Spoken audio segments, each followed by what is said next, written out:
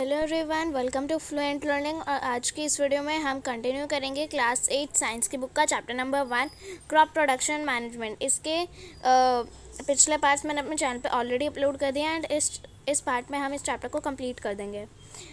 थोड़ा लंबा चैप्टर था ये, तो टाइम लगा कंप्लीट करने में, पर कोई बात नहीं, इजी चैप्टर है। अब हम इसके टॉपिक प्रोटेक्शन फ्रॉम वीड्स से स्टार्ट करेंगे। जैसे मैंने आपको बताया था कि पिछले पार्ट में मैंने आपको थोड़ा सा बता दिया था कि वीड्स क्या होता है। वीड्स जो होते हैं, वीड्स अनवांटेड प्लांट्स होते हैं। आपने खेतों में देखा भी होगा कि मेन क्रॉप जो उगाई जाती है, जैसे एक खेत है, एक खेत में वीट की क्रॉप उगा रहे हैं और साथ में उसके दूसरे प्लांट्स भी उग रहे हैं, ठीक है, जो हमें नहीं चाहिए, ठीक है, तो उन्हें हम वीड्स कहते हैं, ठीक है। वीड्स क्या प्रॉब्लम होती है, वीड्स कॉम्पिटिशन करते हैं दूसरे प्लांट्स के साथ, जो कि मेन क्रॉप है, उससे जो उसे पानी डाला जाता है, वो जो पानी क्रॉप के लिए होता है वो वीड्स यूज़ कर लेते हैं, ठीक है। Boojho and Paheli went to a nearby wheat field and saw that there were some other plants in the field growing along with wheat plants, ठीक है। तो ये भुजू और पहेली जो थे वो अपने पास के खेत में गए, वीट की खेत में गए, तो उन्होंने देखा कि वीट की क्रॉप के साथ कुछ दूसरे प्लांट्स भी उग रहे थे, ठीक है। Have these other plants been planted purposely, क्या ये जो दूसरे प्लांट्स हैं, क्या इनको फार्मर ने ही प्लांट किया है, ठीक है, किसी ज़रूरत के लिए, किसी पर्पस के लिए। In a field many other undesirable plants may grow naturally along with the crops, these undesirable plants are called weeds, ठीक है। ये वीड्स की डेफिनेशन है कि फील्ड में जो दूसरे अनडिजायरेबल प्लांट्स हैं, मतलब अनडिजायरेबल मतलब जो प्लांट्स हमें नहीं चाहिए, वो भी नेचुरली ग्रो हो जाते हैं, ठीक है। जैसे ऐसा हो सकता है कि खेत के ऊपर से, आपने सीड डिस्पर्सल तो पढ़ा ही हुआ है ना, खेत के ऊपर से कोई बर्ड उड़ के जा रही है, बर्ड की बीक में एक बीज है, ठीक है, सीड है, एंड वो उसकी बीक से जो है वो खेत में नीचे गिर गया एंड वहाँ पे उगने लग गया, ठीक है। फिर उस प्लांट के जो वहाँ पे जो प्लांट उग रहा है, फिर उसने उससे भी वो हुआ, पॉलिनेशन हुई, तो वहाँ से भी दूसरे प्लांट भी उस खेत में उग गए, ठीक है। ऐसा होता है कि सीड डिस्पर्सल वगैरह से वहाँ पे जो अनडिजायरेबल प्लांट्स हैं वो खुद ही नेचुरली ग्रो करना शुरू कर देते हैं, हम नहीं उगाते हैं, ठीक है, क्योंकि हमारी ज़रूरत ही नहीं है वीड्स को, मतलब दूसरे प्लांट की तो हमें ज़रूरत ही नहीं है ना, तो फार्मर क्यों उगाएंगे वीड्स को खुद, ठीक है। रिमूवल जो है वीड्स को रिमूव करने का प्रोसेस, बहुत उसको वीडिंग कहते हैं, ठीक है। वीड्स को रिमूव करने के प्रोसेस को वीडिंग कहते हैं। The removal of weeds is called weeding. Weeding क्यों ज़रूरी है? वीडिंग इसलिए नेसेसरी है, इसलिए ज़रूरी है क्योंकि जो वीड्स हैं वो दूसरे क्रॉप प्लांट के साथ जो है, जो जैसे देखो कंपटीशन करते हैं, जैसे मैंने आपको बताया था, ठीक है। वाटर जो इरिगेशन का पानी होता है, वो जो क्रॉप प्लांट्स के लिए छोड़ा जाता है, वो वीड्स यूज़ कर लेते हैं, ठीक है। जो न्यूट्रिएंट्स होता है सॉइल में, वो वीड्स यूज़ कर लेते हैं, जो क्रॉप के लिए होता है। स्पेस के लिए कंपटीशन होता है, लाइट के लिए, सनलाइट के लिए कंपटीशन होता है, इन सारी चीज़ों के लिए कंपटीशन शुरू हो जाता है। एंड क्या होता है कि जो चीज़ें क्रॉप प्लांट को चाहिए होती है, वो सारी चीज़ें वीड्स यूज़ कर लेते हैं, जिसकी वजह से क्रॉप प्लांट जो है वो मरना शुरू हो जाती है, ठीक है। इसलिए जो वीड्स हैं, एक तो वो वीड्स हमें चाहिए नहीं, हमें तो क्रॉप प्लांट की ज़रूरत है ना, और क्रॉप प्लांट ही मारी जा रही है वीड्स की वजह से, तो इसलिए वीड्स हमारे लिए ज़रूरी नहीं है, ऊपर से वो एक खतरा है फार्मर्स के लिए, इसलिए उसे रिमूव कर दिया जाता है वीडिंग के प्रोसेस से। Thus they affect the crops of they effect the growth of crops की ग्रोथ को वो इफ़ेक्ट करते हैं।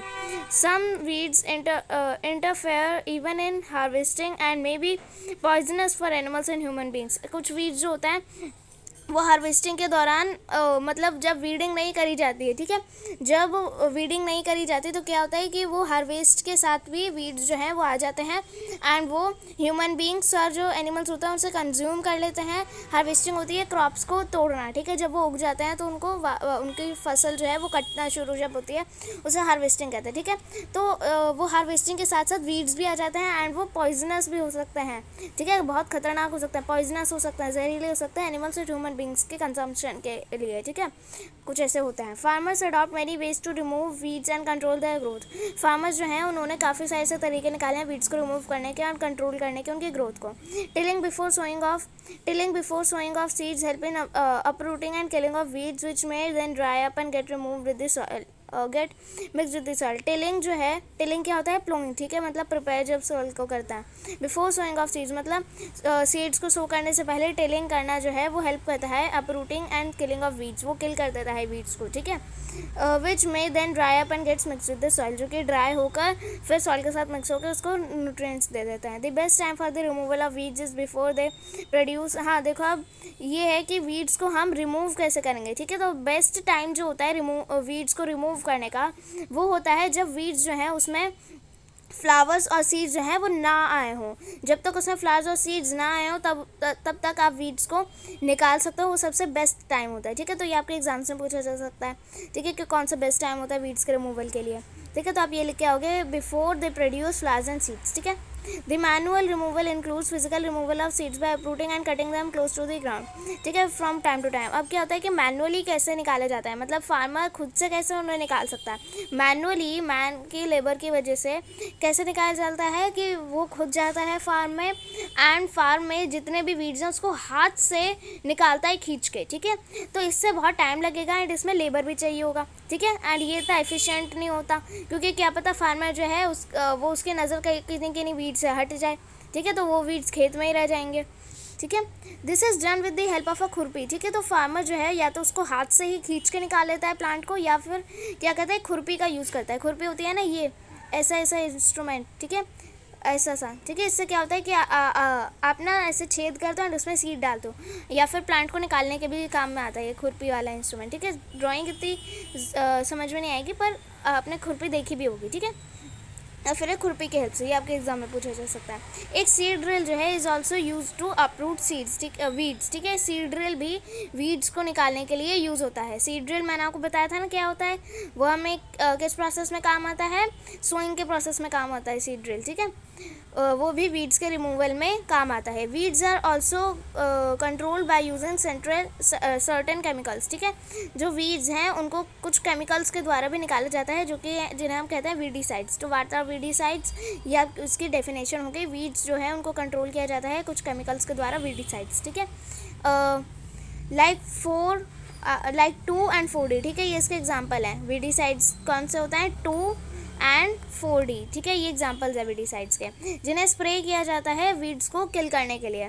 They do not damage the crops. वो मेन क्रॉप जिसे उगा रहे हैं हम उसको वो नहीं करती, इफेक्ट नहीं करती, पर वो क्या करता है, वो वीड्स को ही किल करता है। वीडीसाइड्स जो होते हैं वो diluted with water to extend required and spread in the fields with the spray. ठीक है, तो वीडीसाइड जो होता है उनको डाइल्यूट किया जाता है, एसिड होता है ना उनमें, तो उनमें पानी डाल के वाला डाइल्यूट किया जाता है। ठीक है, to the extent required and spread in fields with the spray. And फिर उसको डाइल्यूट करने के बाद जितना उसका केमिकल रिक्वायर्ड है वीड्स को किल करने के लिए, जब उसमें इतना सफिशिएंट रह जाता है फिर उसको फील्ड्स में स्प्रे किया जाता है एक स्प्रेयर की हेल्प से। ठीक है, ये देखो ये वीडीसाइड स्प्रे कर रहा है फार्मर। ठीक है, ये इसके हाथ में स्प्रेयर है एंड ये वीडीसाइड्स भरा हुआ है इस टैंकर में एंड ये इसको स्प्रे कर रहा है इधर फील्ड में अपनी। ठीक है, चलिए, do weedicides have any effect on person handling the weedicide spray. Yes, weedicide जो है वो पर्सन को इफेक्ट करता है जो वीडीसाइड जो है उसे स्प्रे कर रहा है। ठीक है, जैसे इस पिक्चर में जो फार्मर है ये वीडीसाइड स्प्रे कर रहा है, तो इसने आप देखो इसने मास्क पहना हुआ है ग्रीन कलर का। तो इसने ग्रीन कलर का मास्क क्यों पहना हुआ है, इसलिए पहना हुआ है क्योंकि ये जो होता है ना ये पॉइजनस होता है। ठीक है, इनमें केमिकल होता है, तो केमिकल तो हार्मफुल ही होंगे ना। ठीक है, तो इनमें एसिड वगैरह अजीब सी स्मेल भी होती है इनमें। तो क्या होता है कि ये फार्मर जो है वो मास्क लगा के रखता है ताकि ये जो इनका केमिकल है, जो इनकी हार्मफुल इफेक्ट है, वो फार्मर के रेस्पिरेटरी सिस्टम में ना पड़े। ठीक है, इनके केमिकल वगैरह नाक के अंदर जा सकते हैं एंड कुछ भी हो सकता है। ठीक है, तो इसलिए वीडीसाइड्स को स्प्रे करते टाइम फार्मर जो है वो अपने फेस पे मास्क लगाते हैं, क्योंकि वो उनके केमिकल्स जो होते हैं वीडीसाइड्स में वो पर्सन को इफेक्ट कर सकते हैं। तो येस, जो वीडीसाइड्स जो है जो वीडीसाइड को स्प्रे कर रहा है उसको भी इफेक्ट करते हैं। येस आएगा इधर। ओके, चलिए, As already mentioned, the weedicides are sprayed during the vegetative growth of weeds before flowering and seed formation। जैसे कि इधर मेंशन किया गया था कि weedicides को जब वो फ्लावरिंग या फिर सीड फॉर्मेशन के स्टेज में ना हो तब उनको हटाना का सबसे बेस्ट टाइम होता है। ठीक है, स्प्रेइंग ऑफ वीडीसाइड्स में effect the health of farmer. ठीक है, तो स्प्रे जब हम करते हैं वीडीसाइड्स को फार्मर की हेल्थ को भी इफेक्ट कर सकता है। So they should use this chemicals very carefully. इसलिए उन्हें अपने इस केमिकल्स को बहुत केयरफुली यूज़ करना चाहिए। They should cover their nose and mouth. उनको अपनी नोज़ और माउथ को कवर करके रखना चाहिए एक पीस ऑफ क्लोथ से। ठीक है, एक कपड़े के पीस से उन्हें अपने नोज़ और माउथ को कवर करके रखना चाहिए जब वो केमिकल्स को स्प्रे कर रहे हो। ठीक है, क्योंकि वो उसकी हेल्थ को भी हानि पहुंचा सकता है। अब आता है हार्वेस्टिंग, लास्ट स्टेप। ठीक है, हार्वेस्टिंग क्या होता है, मतलब फसल को तोड़ना। ठीक है, harvesting of a crop is an important task. Harvest crop को एक क्रॉप को जो आपने उगा ली, सब कुछ कर लिया, अब उसको काटना भी ज़रूरी है। जो कटिंग ऑफ क्रॉप्स होती है वो after it matures is called harvesting. Okay, harvesting की डेफिनेशन है जब क्रॉप जो है मेच्योर हो जाती है। मेच्योर आप समझ रहे हो ना, जब बड़े हो जाता है, ठीक है। क्रॉप्स जो है जब वो बड़ी हो जाती है तब उनको काटा जाता है, ठीक है। उस प्रोसेस को हम हार्वेस्टिंग कहते हैं। In harvesting crops are pulled out और cut close to the ground, ठीक है। तो इसमें क्या होता है हार्वेस्टिंग में कि क्रॉप्स जो हैं वो उनको निकाला जाता है या फिर कट किया जाता है ग्राउंड से मिलाकर, ठीक है। मतलब कि ये क्रॉप्स उगाई हैं इधर, या तो इनको पूरा का पूरा ही निकाल लिया जाता है या फिर क्या होता है कि ये जो कटर की है ना हेल्प से, ये क्या है, ये एक सिकल है, ठीक है। तो एक सिकल की हेल्प से, ये जो इंस्ट्रूमेंट है इसकी हेल्प से क्या किया जाता है, इनको एकदम क्लोज, ग्राउंड के क्लोज, ये ग्राउंड है एंड इधर से एकदम कट किया जाता है, ठीक है। तो इसे कहते हैं क्लोज टू द ग्राउंड, ठीक है। ऐसे कट किया जाता है। या तो it usually takes 3 or 4 months for a cereal crop to mature. एक सीरियल क्रॉप को बड़े होने के लिए, मैच्योर होने के लिए 3 से 4 महीने चाहिए होता है। 3 से 4 महीने एक सीरियल क्रॉप को मैच्योर होने के लिए चाहिए होते हैं, ठीक है। तो ये आपके एग्जाम में पूछा जा सकता है। हार्वेस्टिंग जो है in our country is either done manually by sickle और by a machine called harvester, ठीक है। इसमें क्या होता है कि हमारी जो कंट्री है इंडिया, उसमें जो हार्वेस्टिंग है वो या तो मैनुअली करी जाती है एक सिकल की हेल्प से, ये इंस्ट्रूमेंट है ना सिकल, इसकी हेल्प से काटा जाता है क्रॉप्स को, या फिर एक मशीन यूज करी जाती है जिसे हार्वेस्टर कहते हैं, ठीक है। ये आपके एग्जाम में पूछा जा सकता है। Which machine is used in harvesting in our country, harvester, ठीक है।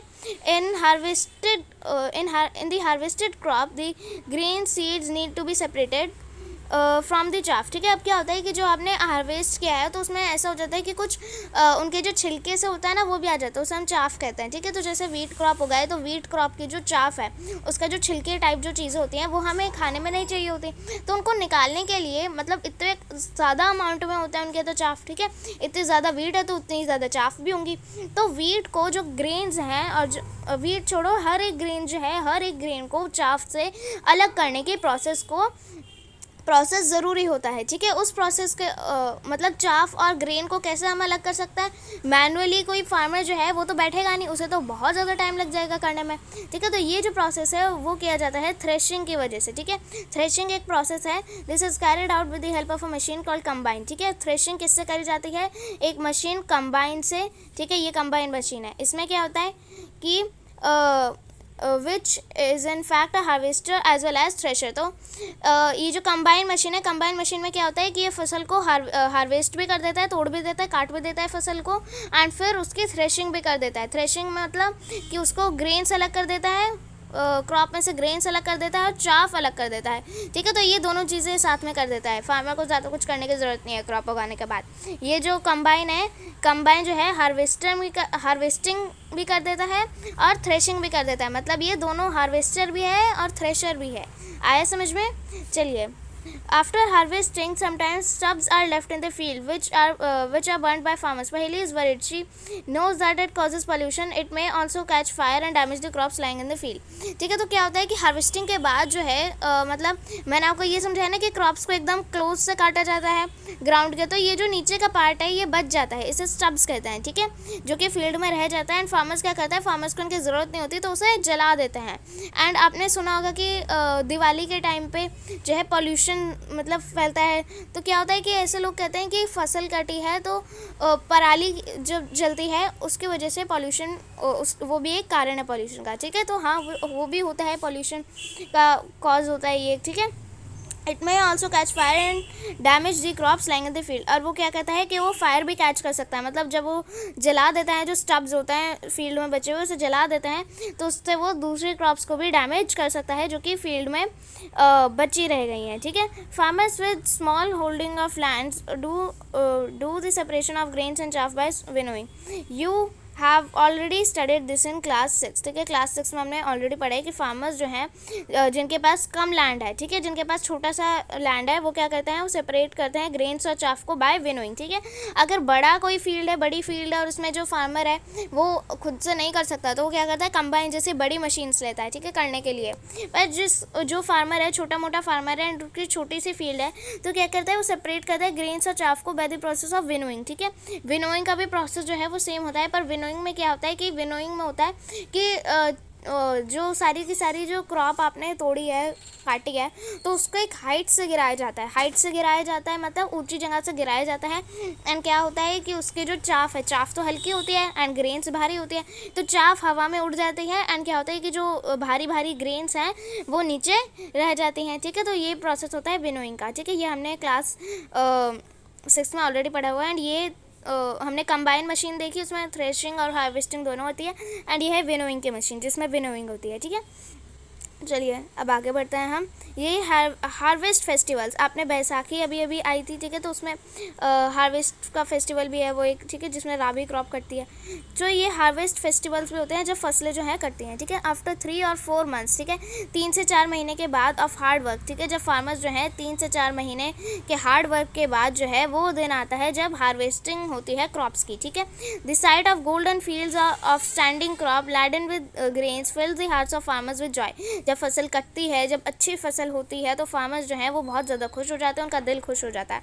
And a sense of wellbeing, and उनको बहुत अच्छा महसूस होता है। The efforts of the past season have borne fruits and it is time to relax and enjoy little. ठीक है, बोन फ्रूट्स का मतलब क्या है कि अब उसमें जो फ्रूट्स हैं जो पक गए हैं वो, मतलब, ठीक है, मतलब आप समझ रहे हो ना कि बोन फ्रूट्स का मतलब कि उनकी मतलब उनकी जो मेहनत है उसका फल मीठा है। ठीक है, ऐसे समझते हो ना, ऐसे कहावत है ना, तो ऐसे ही वो जब उनके इतने सारे एफर्ट्स लगे हैं, उन्होंने इतनी मेहनत करी है, सारी चीज़ें करी हैं, उन्होंने सॉइल को प्रिपेयर किया, ये किया वो किया, तो वो सारी चीज़ें जो उनकी पास्ट सीज़न में, पिछले सीज़न में जो उन्होंने इतनी सारी मेहनत करी, अब वो रंग लाई। ठीक है, and it is time to relax, अब ये टाइम होता है रिलैक्स करने का और थोड़ा इन्जॉय करने का। ठीक है, the period of harvest is such of great Joy and happiness in all parts of India. इसलिए इंडिया में जितने भी पार्ट्स हैं उधर हार्वेस्ट जब होती है, कोई भी क्रॉप जब हार्वेस्ट होती है तो वहाँ पे बहुत ज़्यादा खुशी छा जाती है। ठीक है, man and women celebrate it with great enthusiasm. Man और वुमेन जो है वो बड़े ही मज़े से, एंथुजियाज़म मतलब बड़ी एक्साइटमेंट और सेलिब्रेशन से इस ग्रेट टाइम को सेलिब्रेट करता है। ठीक है, स्पेशल फेस्टिवल्स जो हैं वो इन सारी हार्वेस्ट फेस्टिवल्स के साथ जुड़े हुए हैं। जैसे पोंगल जो है साउथ इंडियन लोगों का है। ठीक है, जहाँ पे राइस की फसल जो है वो कटती है। ठीक है, बैसाखी सिखों का है। ठीक है, जब राबी क्रॉप जो है वो कटती है। होली है, दिवाली है, नाबानिया है एंड बिहू है। ठीक है, ये सारे जो है हार्वेस्ट फेस्टिवल्स हैं, ये आपको एग्जाम में पूछे जा सकते हैं। ठीक है, तो इनको आपको लर्न करना है। चलिए अब आते हैं स्टोरेज पे। अभी हमने हार्वेस्टिंग तो कर दी क्रॉप्स की, अब हमें उनको स्टोर भी करके रखना पड़ेगा। Storage of produce is an important task. ठीक है, स्टोर जो आपके प्रोड्यूस है, मतलब जो आपने क्रॉप्स को उगाया है, उनको स्टोर करना भी एक बहुत इंपॉर्टेंट टास्क है। If the harvested grains are to be kept for a longer time they should be safe from moisture, insects, rats and microorganisms. अब क्या होता है, अगर आपको अपने हार्वेस्टेड ग्रेन्स को बचा के रखना है बहुत लंबे टाइम के लिए, तो आपको उन्हें मॉइस्चर से बचाना पड़ेगा। ठीक है, मॉइस्चर लगेगा तो शायद उन्हें फंगाई लग जाए। ठीक है, फंगस लग जाए उनमें। ठीक है, इंसेक्ट से बचाना होगा। ठीक है, रैट्स से बचाना होगा, माइक्रो ऑर्गेनिज्म से बचाना होगा। ठीक है, क्योंकि इंसेक्ट्स, रैट्स वगैरह क्या करते हैं, वो क्रॉप्स को खा जाता है। ठीक है, harvested grains have more moisture. Harvested जो ग्रेन्स जब हमें हार्वेस्ट हो जाती है, जब कट जाती है फसलें, तो क्या होता है, उन ग्रेन्स में ज़्यादा मॉइस्चर होता है। मॉइस्चर में क्या होता है, मॉइस्चर में फंगाई ग्रो करती है, तो शायद उनमें फंगस भी लग जाए, इसलिए उन्हें मॉइस्चर से बचाना ज़रूरी है। If freshly harvested grain seeds are stored without drying then may get spoiled और attacked by organism making them unfit for use for germination. अब क्या होगा कि अगर आपने उनको मॉइस्चर, इंसेक्ट्स और दूसरी चीज़ों से बचाया नहीं, तो क्या होगा कि उनमें फंगस लग जाएगी, ये उन्हें कीड़े मकोड़े खा जाएंगे एंड आपकी सारी की सारी मेहनत जो है वो ख़राब हो जाएगी। ठीक है, तो इसलिए बचाना है।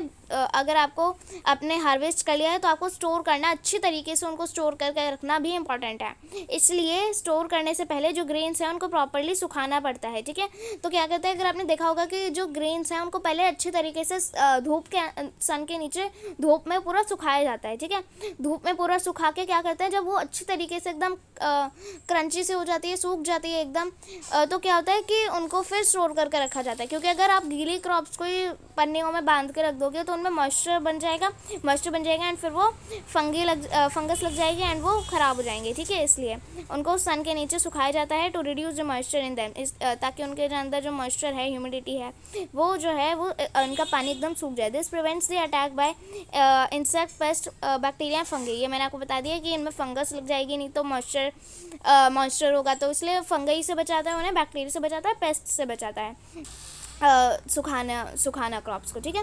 I saw my mother putting some dried neems leaves in an iron drum containing wheat, I wonder why. तो ये जो पहली है वो कह रही है कि उसने अपनी मम्मा को देखा, अपनी मदर को देखा कि वो कुछ सम ड्राइड नीम लीव्स, मतलब कुछ सूखी हुई नीम की जो लीव्स हैं वो एक आयरन ड्रम में डाल रही है जिसमें वीट था। तो वो सोचने लगी ऐसा क्यों हुआ, ऐसा क्यों होता है। वो इसलिए ड्रम में रख रही थी, वीट के ड्रम में, क्योंकि क्या होता है कि नीम की जो लीव्स हैं उनकी जो फ्रेगनेंस होती है, उनकी जो स्मेल होती है वो कड़वी स्मेल होती है, ठीक है।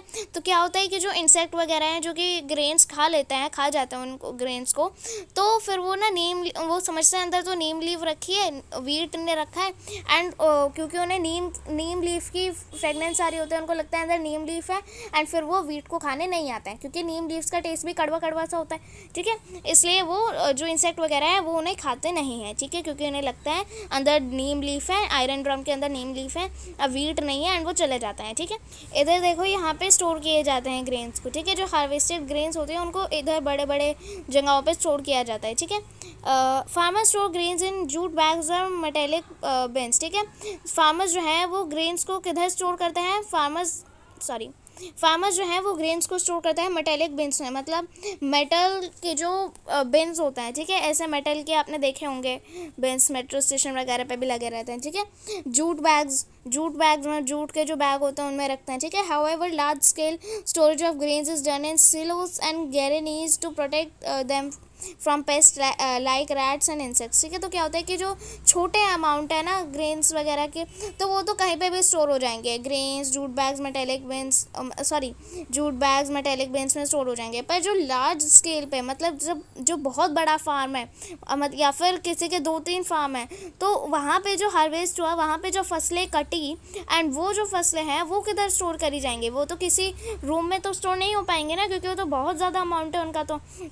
तो क्या होता है, उन्हें बड़ी बड़ी जगह सिलोज और गैरेनीज में स्टोर किया जाता है, ठीक है। ये देखो ये सिलोस हैं, देखो ये है ना इतने बड़े बड़े, ये तो बिल्डिंग के साइज़ के हैं, ठीक है। देखो पेड़ का साइज़ और इनके कंपैरिजन में देखो कितना है, ठीक है। तो ये है सिलोस, ठीक है। लार्ज मतलब जो बहुत ज़्यादा अमाउंट है ना ग्रेन्स का, वो इधर स्टोर किया जाता है हार्वेस्टेड ग्रेन्स का, ठीक है। ये सिलोस है, एंड ये है गैरेनीज, मतलब गोडाउन टाइप ये होता है, ठीक है। वहाँ पे स्टोर किए जाते हैं ऐसे जूट बैग्स वाले, ठीक है। चलिए, dried neem leaves are use, हाँ देखो इधर लिखा था ना कि नीम लीव्स जो हैं वो क्यों रखी उन्होंने उसमें वीट के उसमें, जो ये क्वेश्चन आया था अभी भी, तो इसका आंसर कि ड्राइड नीम लीव जो है वो स्टोर मतलब वो घरों में आपने देखा भी होगा कि आपके मम्मी जो है वो भी ऐसे करती होंगी कि डिब्बे में जिसमें ग्रेन्स रखी हैं, दालें वगैरह रखी हैं, उनमें क्या करते हैं कि वो ड्राइड नीम से सूखी हुई नीम लीव्स डालते हैं। सूखी हुई इसलिए डालते हैं क्योंकि उनमें मॉइस्चर नहीं होता है, मॉइस्चर होगा तो अगर गीली नीम लीव्स होगी तो वो जो ग्रेन्स हैं उनको और ख़राब कर देंगी। पर जो ड्राइड नीम लीव्स हैं उनकी क्या होती है, वो घरों में जो है फूड ग्रेन्स को स्टोर करने के लिए यूज़ होती है, ठीक है। पर जब हम लार्ज क्वांटिटी में जब स्टोर करते हैं ग्रेन्स को इन बिग गोडाउन्स, मतलब वो तो घरों में तो चलो डिब्बों में हम नीम लीव्स रख देते हैं, ठीक है। पर बड़े बड़े गोडाउन्स हैं जहाँ पे कुछ बड़े बड़े सिलोस हैं, ठीक है, गैरेनीज हैं, तो वहाँ पे जो इंसेक्ट वगैरह हैं, इंसेक्ट रैट्स, इनसे बचाने के लिए क्या किया जाता है उधर, ठीक है।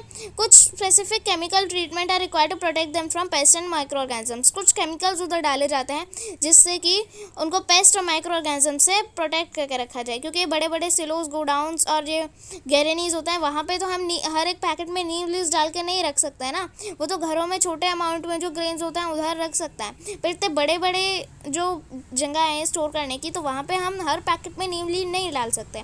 तो क्या होता है कि इधर कुछ केमिकल्स यूज़ करे जाते हैं पेस्ट और माइक्रो ऑर्गेनिज्म से उन्हें बचाने के लिए, ठीक है। चलिए, अब है food from animals. Food for animals नहीं है, फूड फ्रॉम एनिमल्स है, मतलब हमें एनिमल्स से कौन सा खाना मिलता है, ठीक है। ये तो हमने क्रॉप वगैरह सारी पढ़ ली, पर हमें एनिमल्स से कौन सा खाना मिलता है, ठीक है। आफ्टर कंप्लीटिंग, अच्छा इधर आपको एक एक्टिविटी दी हुई है कि इधर आपको फूड लिखना है, ठीक है। जैसे मिल्क लिखा आपने, मिल्क लिखा, मिल्क हमें किधर से मिलता है, सोर्सेज मतलब कहाँ से मिलता है मिल्क, काउ से, बफेलो से, कैमल से। शी कैमल, शी कैमल क्या होता है, अब शी कैमल होता है फीमेल कैमल, ठीक है। तो शी गोट मतलब फीमेल गोट, ठीक है, तो वहाँ से मिलता है, ठीक है। तो ये आपको ऐसे कुछ भी, जैसे मीट लिखा आपने, तो मीट हमें किधर से मिलता है वो आप लिख सकते हो। हैन मतलब जो एग्स, ठीक है, तो एग्स हमें किधर से मिलता है, हैन, ठीक है, आप ऐसे लिख सकते हो। तो ऐसे आपको टेबल कंप्लीट करना है। You must have seen that like plants and animals also provide us with different kind of food, मतलब प्लांट्स तो हमने पढ़ लिया, अब एनिमल्स जो हैं वो भी हमें different kind of food provide करते हैं। Many people living in coastal areas consume fish as a major part of their diet. आपने देखा होगा कि बंगाल के जो रीजन है, बंगाल के रीजन में लोग फिश खाना प्रेफर करते हैं। फिश खाना इसलिए प्रेफर करते हैं क्योंकि वहाँ पे जो फिशिंग की ऑक्यूपेशन है वो ज़्यादा फॉलो करी जाती है, ठीक है। तो कोस्टल एरियाज़ में बहुत से जो लोग हैं वो फिश कंज्यूम करते हैं, जो कि एक बहुत ज़्यादा बड़ा पार्ट है उनकी डाइट का। प्रीवियस क्लास में आपने पढ़ा हुआ है कि जो फूड जो कि हम खाते हैं वो that we learn about the food that we obtain from plants. आपने प्रीवियस क्लासेस में पढ़ा हुआ है कि कौन सा खाना जो है हम प्लांट से ऑब्टेन करते हैं। We have just seen that the process of crop production involves a number of steps like selection of seeds, sowing etc. हमने अभी पढ़ा कि जो क्रॉप प्रोडक्शन है उसमें काफ़ी सारे स्टेप्स की ज़रूरत होती है, जैसे सेलेक्ट करना पड़ता है सीड्स को, हेल्दी सीड्स और अनहेल्दी सीड्स को, वो हमने पढ़ा था कैसी एक्टिविटी से कर सकते हैं हम, ठीक है। पानी में डाल के जो हेल्दी सीड्स होता है वो नीचे बैठ जाता है, अनहेल्दी ऊपर फ्लोट करने लग जाता है। ऐसा क्यों होता है वो मैंने आपको पिछले पार्ट्स में एक्सप्लेन किया हुआ है, जाके वो देख सकता है, ठीक है। सीड को सेलेक्ट करना पड़ता है, सो करना पड़ता है, उनको उगाना पड़ता है, फिर एटसेट्रा चीज़ें करनी पड़ती हैं, ठीक है। सिमिलरली ऐसे ही एनिमल्स जो हैं वो रियर्ड एट होम और in farms have to be provided with proper food, shelter and care. अब ऐसे ही जितने प्लांट्स को केयर चाहिए होती है उगने के लिए, उतनी केयर एनिमल्स को भी चाहिए होती है। उसको कहते हैं रियरिंग, ठीक है। आपने देखा होगा कि गांव के एरिया में लोग बफेलोज पालते हैं, काउज पालते हैं, गोट्स पालते हैं, ठीक है। उधर से क्या होता है कि उन्हें बफेलो और जो काउ होता है और जो गोट होता है वो ना मिल्क देते हैं एंड वो मिल्क बेचता है उन्हें, ठीक है। तो गाँवों के एरिया में लोग गाय भैंस ज़्यादा पालते हैं, ठीक है। तो क्या होता है कि गाय भैंस क्यों पालते हैं, गाय भैंस पालते हैं ताकि उन्हें उनसे ज़रूरत की चीज़ें मिल सकें, जो सबसे इम्पॉर्टेंट है मिल्क मिल सके, ठीक है। एंड फिर वो क्या करते हैं कि मिल्क को जाके सेल करता है मार्केट में, तो उनसे उनकी ऑक्यूपेशन है, ठीक है। तो वो उनको पालना ही पड़ता है एंड पालने के लिए उन्हें काफ़ी सारी चीज़ें करनी पड़ती हैं, एनिमल की केयर करनी पड़ती है। उनको रियर करा जाता है होम में या फिर फार्म्स में, या तो उनके बड़े बड़े खेत होते हैं जहाँ पे वो रखते हैं अपने एनिमल्स को, या फिर वो अपने घरों में ही रख लेते हैं एनिमल्स को। रियर मतलब कि उनको पालना पोसना, ठीक है। Have to be provided with proper food, मतलब उनको प्रॉपर खाना दिया जाना चाहिए, टाइम टू टाइम उनको खाना मिलना चाहिए, नहीं तो वो माल न्यूट्रिशन हो जाएगा उनको, नहीं तो उनमें क्या होगा कि उनमें न्यूट्रिएंट्स की कमी हो जाएगी, ठीक है। शेल्टर चाहिए होता है उन्हें, अपने ऊपर एक छत चाहिए होती है, केयर चाहिए होता है उन्हें, ठीक है।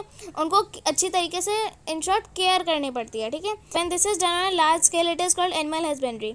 अभी देखो हमने 1-2 गाय भैंस तो पाली हो तो ठीक है, वो हम खुद से भी कर सकते हैं उनकी चीज़ें, पर जब हम बहुत लार्ज स्केल में मतलब बहुत सारे एनिमल्स पाल लिए हमने, ठीक है, तो क्या करते हैं जब ये इतनी ज़्यादा बड़ी स्केल पे कराया जाता है, मतलब 10-12 हैं हमारे पास एनिमल्स, तो उसे एनिमल हस्बेंड्री कहते हैं। मतलब एनिमल्स को पालना बहुत लार्ज स्केल में उसे एनिमल हस्बेंड्री कहते हैं, ठीक है।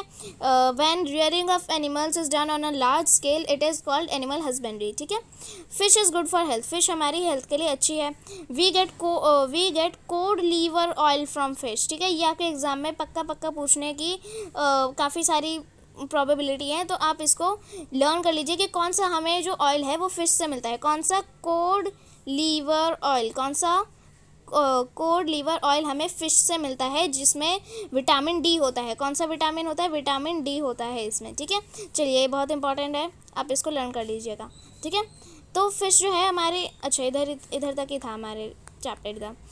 तो हमने इसमें क्या पढ़ा कि फ़िश जो है हमारी हेल्थ के लिए बहुत अच्छी है, उसमें कोड लिवर ऑयल होता है जो कि विटामिन डी जो कि रिच होता है विटामिन डी में, ओके।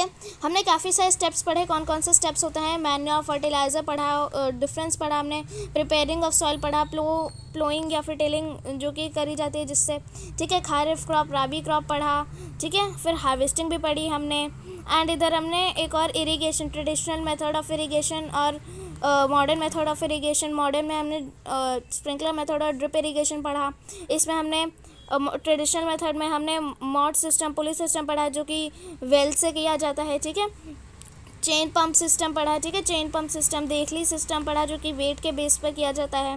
लीवर सिस्टम पढ़ा जिसमें एक तरफ गाय घूमती है या फिर ह्यूमन इसको चलाते हैं चक्के टाइप व्हील को, जिससे कि ये व्हील घूमता है, ये वाला व्हील, एंड इसमें जो बाल्टियाँ कनेक्टेड हैं वो इधर से पानी भर के वाटर के सोर्स से, फिर जो इधर एक ह्यूमन को खड़ा होना पड़ता है ये सारी बाल्टियों को कलेक्ट करने के लिए एंड फील्ड तक ले जाने के लिए, ठीक है। एंड यहाँ पे हमने चेन पंप सिस्टम भी पढ़ा कि यहाँ पे एक व्हील होता है, यहाँ पे भी एक व्हील होता है, एंड ये एलिवेटर टाइप होता है ना कि इधर से वो हुआ तो ये व्हील घूमा एंड इधर से फिर से वो बाल्टी जो है वो जाती है, इधर का व्हील घूमता है तो इधर का व्हील घूमता है। एंड ये जो रस्सी है, जब ये व्हील को इधर के डायरेक्शन में घुमाया जाता है, यहाँ पे भी किसी को खड़ा होना पड़ता है, इधर के डायरेक्शन में घुमाया जाता है तो ये वाला व्हील भी इधर के डायरेक्शन में घूमता है। एंड ये जो बाल्टी है फिर उस फोर्स से इधर को आती है एंड यहाँ पे इसको डुबाया जाता है एक वाटर के सोर्स में, एंड इधर से बाल्टी भर के फिर जब इसको दोबारा से खींचा जाता है इधर को व्हील को, फिर ये बाल्टी इधर की साइड आती है एंड ये कैनल टाइप जो बना हुआ है इधर गिरता है, ये पाइप टाइप जो बना हुआ है एंड फील्ड तक पानी इधर से बह के पहुंच जाता है,